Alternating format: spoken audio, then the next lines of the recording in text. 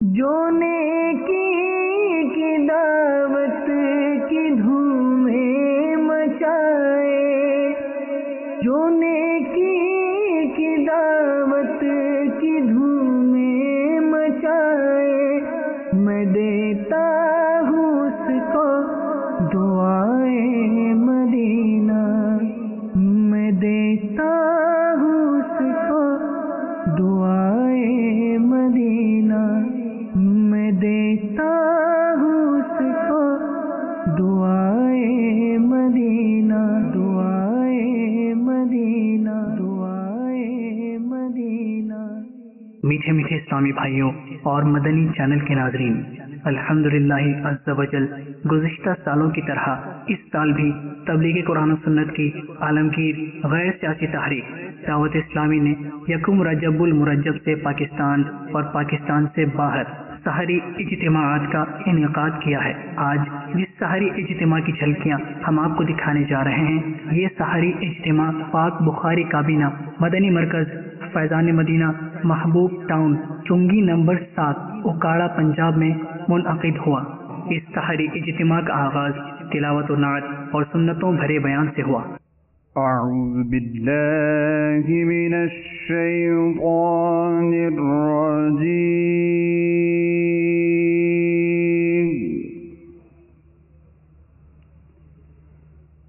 بسم اللہ الرحمن الرحیم،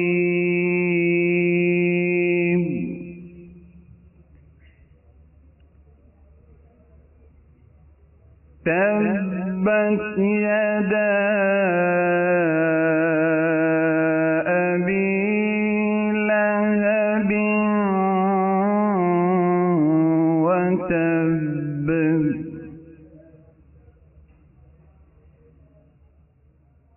ما اغنى عنه ماله وما كسب،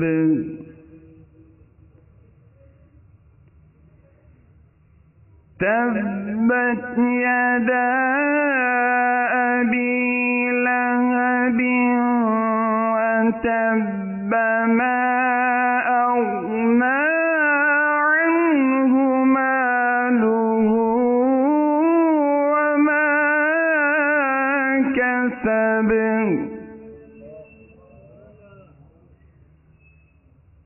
سيصلى نارا ذات لهب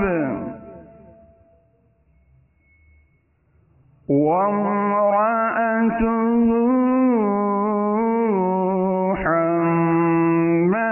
حمالة الحطب،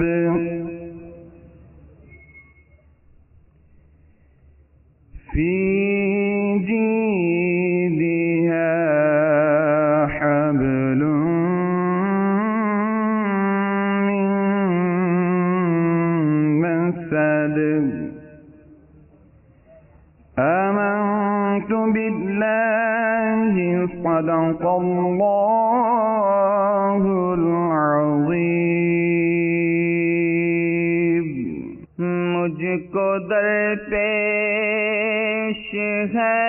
پھر مبارک سفر، قافلہ پھر مدینے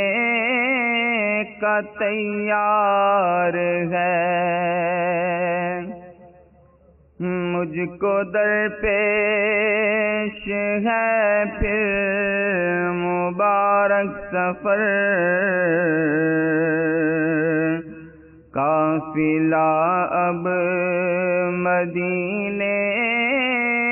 کا تیار ہے، نیکیوں کا نہیں کوئی تحشا، فقط میری جھولی میں اشکوں کا اقہار ہے، کوئی سجدوں کی سوغات ہے نہ کوئی، زہد و تقویٰ میرے پاس سرکار ہے، کوئی سجدوں کی سوغات ہے نہ کوئی، زہد و تقویٰ میرے پاس سرکار ہے، چل پڑا ہوں مدینے کی جانب مگر، چل پڑا ہوں مدینے کی جانب مگر، ہائے سر پر گناہوں کا انبار ہے۔ الحمدللہ رب العالمین، والصلاة والسلام على سید المرسلین، اما بعد فاعوذ باللہ من الشیطان الرجیم، بسم اللہ الرحمن الرحیم۔ شیخ شریعت و طریقت، آفتاب قادریت، ماہتاب رضویت، عاشق اعلی حضرت، مصنف فیضان سنت، بانی دعوت اسلامی، قرۃ عینی و سکینۃ قلبی، حضرت علامہ الحاج ابو بلال مولانا محمد الیاس اتار قادری رضوی دعوت اسلامی کے اشاعتی ادارے مکتبۃ المدینہ کی مطبوعہ 472 صفحات پر مشتمل کتاب بیانات اتاریہ حصہ دوم، صفحہ نمبر 148 اور 149 پر یہ روایت نقل فرماتے ہیں۔ سرکار نامدار، مدینے کے تاجدار، حبیب پروردگار، شفیع روز شمار، جناب احمد مختار صلی اللہ تعالی علیہ وسلم کا ارشاد نور بار ہے۔ میں نے گزشتہ رات عجیب واقعہ دیکھا۔ میں نے اپنے ایک امتی کو دیکھا جو پل صراط پر کبھی گھسٹ کر چل رہا تھا اور کبھی گھٹنوں کے بل چل رہا تھا۔ اتنے میں وہ درود شریف آیا جو اس نے مجھ پر بھیجا تھا۔ اس نے اسے پل صراط پر کھڑا کر دیا، یہاں تک کہ اس نے پل صراط کو پار کر لیا۔ صلو علی الحبیب صلی اللہ تعالی علی محمد صلی اللہ تعالی علیہ وآلہ وسلم۔ میرے میٹھے میٹھے اور پیارے اسلامی بھائیوں اور مدنی چینل کے ناظرین، ہمارے پیارے آقا صلی اللہ تعالی علیہ وسلم کی بارگاہ اقدس میں شخص حاضر ہوا اور اس نے آ کر عرض کی کہ یا رسول اللہ صلی اللہ تعالی علیہ وسلم، آپ میرے لیے سب سے زیادہ نقصان دہ چیز کسے قرار دیتے ہیں؟ تو نبی مکرم صلی اللہ تعالی علیہ وسلم نے زبان مبارک پکڑ کر فرمایا اسے۔ تو انسان کی زبان سے جن گناہوں کا بہت زیادہ صدور ہوتا ہے، انہی گناہوں میں سے گناہ جھوٹ ہے کہ عمومی طور پر انسان کی زبان ہی اس گناہ کا موجب بنتی ہے، اور انسان جھوٹ میں مبتلا ہو کر اللہ تبارک و تعالی کی لعنت کا مستحق بن جاتا ہے، اپنی نیکیاں ضائع کر بیٹھتا ہے اور اس گناہ کبیرہ کا مرتکب ہو جاتا ہے۔ کہ سچ بولنا یہ ایسی نیکی ہے جو انسان کو جنت میں لے جانے کا سبب ہے، اور جھوٹ بولنا ایسا گناہ ہے کہ جو انسان کے دخول نار کا سبب ہے۔ چنانچہ سیدنا امام بخاری علیہ رحمت اللہ الباری اپنی صحیح بخاری حدیث پاک نمبر 6094 میں حضرت سیدنا عبداللہ بن مسعود رضی اللہ تعالی عنہ سے روایت کرتے ہیں، اور حضرت سیدنا عبداللہ بن مسعود رضی اللہ تعالی عنہ افضل العبادلہ یعنی عبداللہ نام کے تمام صحابہ میں سب سے افضل ہیں۔ خلفائے اربعہ کے بعد باقی تمام صحابہ میں سب سے زیادہ فقیہ ہیں، سب سے بڑے عالم، اور ہمارے آقا امام اعظم سیدی ابو حنیفہ رضی اللہ تعالی عنہ کے مسلک کی مؤید اکثر احادیث انہی سے مروی۔ تو سیدنا عبداللہ بن مسعود رضی اللہ تعالی عنہ روایت فرماتے ہیں کہ نبی پاک صلی اللہ علیہ وسلم نے ارشاد فرمایا، علیکم بالصدق، تم پر سچ بولنا لازم ہے، فإن الصدق یہدی الی البر، اس لیے کہ سچ بولنا یہ انسان کو نیکی کی طرف لے جاتا ہے، وإن البر یہدی الی الجنہ، اور نیکی ایسا عمل ہے کہ جو انسان کو جنت کی طرف لے جاتی ہے۔ وما زال الرجل یصدق ویتحری الصدق حتی یکتب عند اللہ صدیقا، اور بندہ سچ بولتا رہتا ہے اور سچ بولنے کی کوشش میں لگا رہتا ہے یہاں تک کہ وہ اللہ تبارک و تعالی کے نزدیک صدیق لکھ دیا جاتا ہے۔ وَإِيَّاكُمْ وَالْكِذْبَ، اور پھر ارشاد فرمایا کہ جھوٹ سے بچو، فَإِنَّ الْكِذْبَ يَهْدِي إِلَى الْفُجُورِ، اس لیے کہ جھوٹ بولنا یہ بندے کو فسق و فجور کی طرف، گناہوں کی طرف، نافرمانیوں کی طرف لے جاتا ہے۔ وَإِنَّ الْفُجُورَ يَهْدِي إِلَى النَّارِ، اور فسق و فجور اور گناہ کرنا، نافرمانیاں کرنا، یہ انسان کو جہنم کی آگ میں دھکیل دیتے۔ وَمَا يَزَالُ الرَّجُلُ يَكْذِبُ وَيَتَحَرَّى الْكِذْبَ حَتَّى يُكْذَبَ عِندَ اللَّهِ كَذَّابًا، اور بندہ جھوٹ بولنے میں لگا رہتا ہے اور جھوٹ بولنے کی کوشش کرتا رہتا ہے یہاں تک کہ وہ بندہ اللہ تعالی کے نزدیک بہت بڑا جھوٹا لکھ دیا جاتا ہے۔ میرے میٹھے میٹھے اور پیارے اسلامی بھائیوں اور مدنی چینل کے ناظرین، یقیناً جھوٹ بولنا انسان کی فسق و فجور کی طرف رہنمائی کرتا ہے، اور جو بندہ ایک جھوٹ بولتا ہے اس کو اپنے اس ایک جھوٹ کو چھپانے کے لیے کئی جھوٹ اور بولنا پڑتے ہیں، تو اس طرح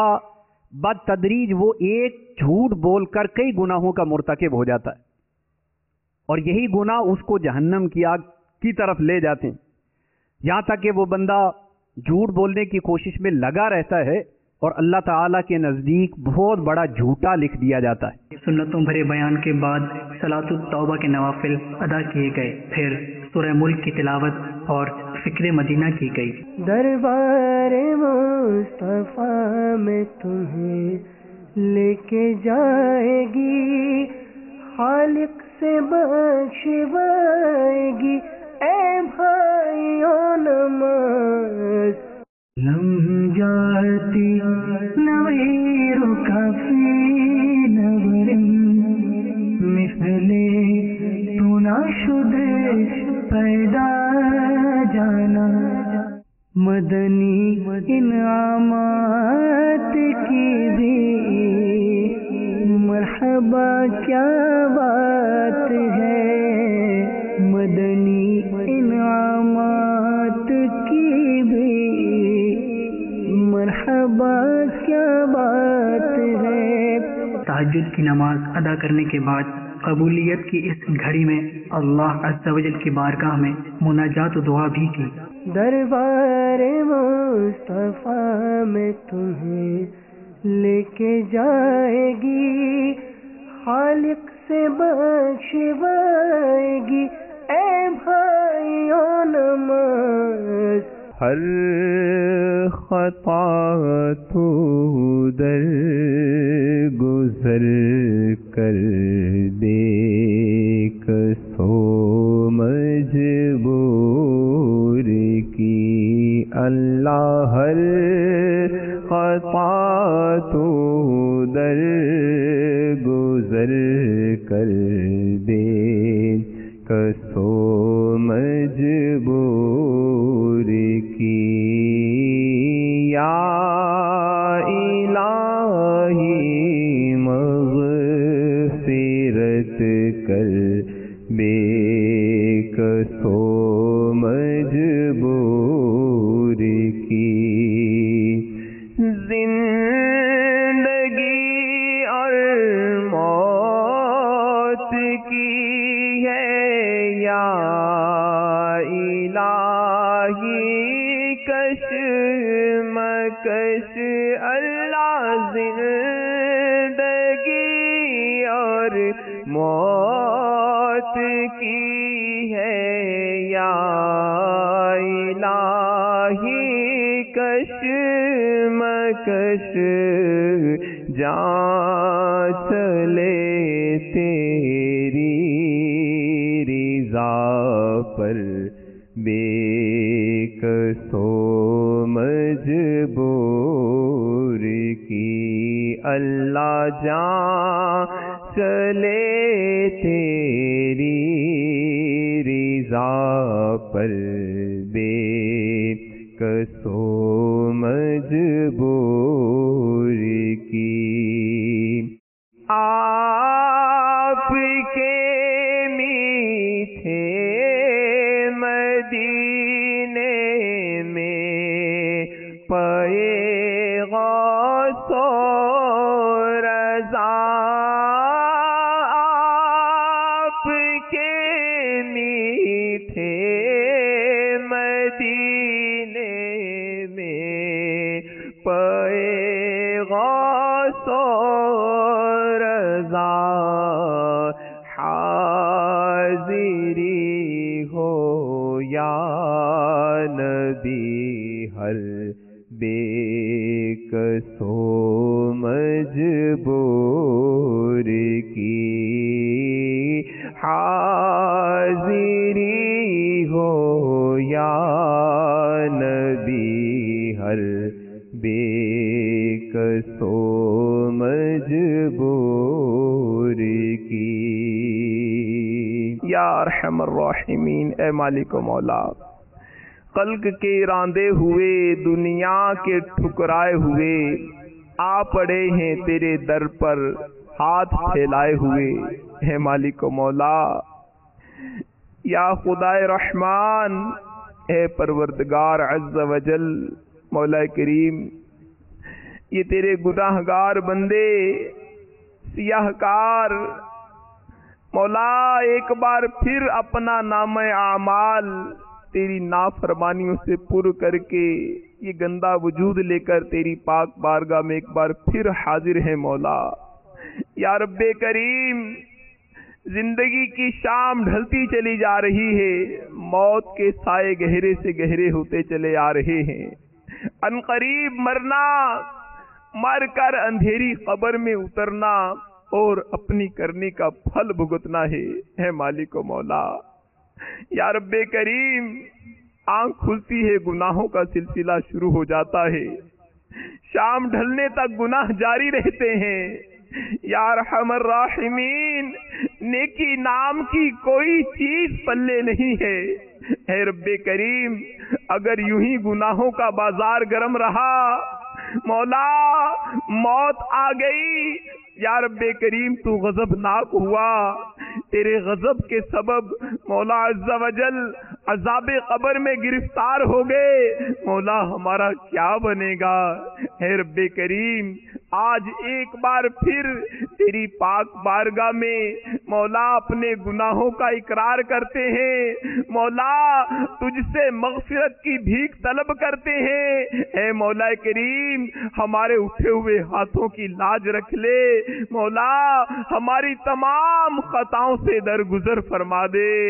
دعا کے بعد بعض خوش نصیب عاشقان رسول نے روزے کی سعادت پانے کے لیے سحری کی سنت بھی ادا کی نعمتیں بانٹتا ہے سمت وہ ذیشان گیا نعمتیں بانٹتا ہے سمت وہ ذیشان شرکائے سحری اجتماع نے مسجد سے باہر جا کر صدائے مدینہ لگائی۔ مسلمانوں کو فجر کی نماز کے لیے جگانا دعوت اسلامی کی اصطلاح میں صدائے مدینہ کہلاتا ہے۔ فجر کا وقت ہو گیا، اٹھو اے غلامان مصطفیٰ، اٹھو جاگو جاگو اے بھائیو بہنو، جاگو جاگو اے بھائیو بہنو، چھوڑو اب اس طرح اٹھو۔ فجر کی نماز با جماعت ادا کرنے کے بعد مدنی حلقے کا سلسلہ ہوا، جس میں تلاوت قرآن پاک، ترجمہ کنز الایمان اور تفسیر کے ساتھ ساتھ درس فیضان سنت اور شجرہ قادریہ اتاریہ بھی پڑھا گیا۔ اعوذ باللہ من الشیطان الرجیم، بسم اللہ الرحمن الرحیم، یصلح لکم اعمالکم ویغفر لکم ذنوبکم ومن یطع اللہ ورسولہ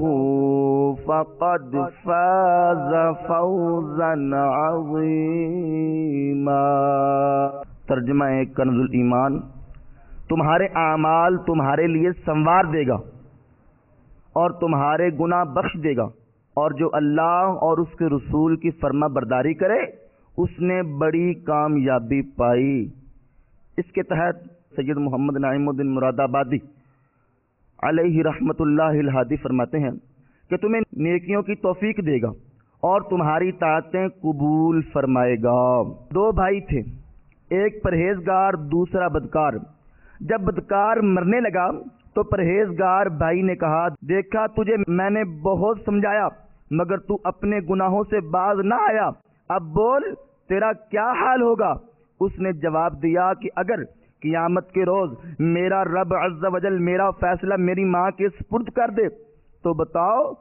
کہ ماں مجھے کہاں بھیجے گی، دوزخ میں یا جنت میں؟ پرہیزگار بھائی نے کہا کہ ماں تو واقعی جنت میں ہی بھیجے گی۔ گناہگار نے جواب دیا، میرا رب عز و جل میری ماں سے بھی زیادہ مہربان ہے۔ یہ کہا اور انتقال ہو گیا۔ بڑے بھائی نے خواب میں اسے نہایت خوشحال دیکھا، مغفرت کی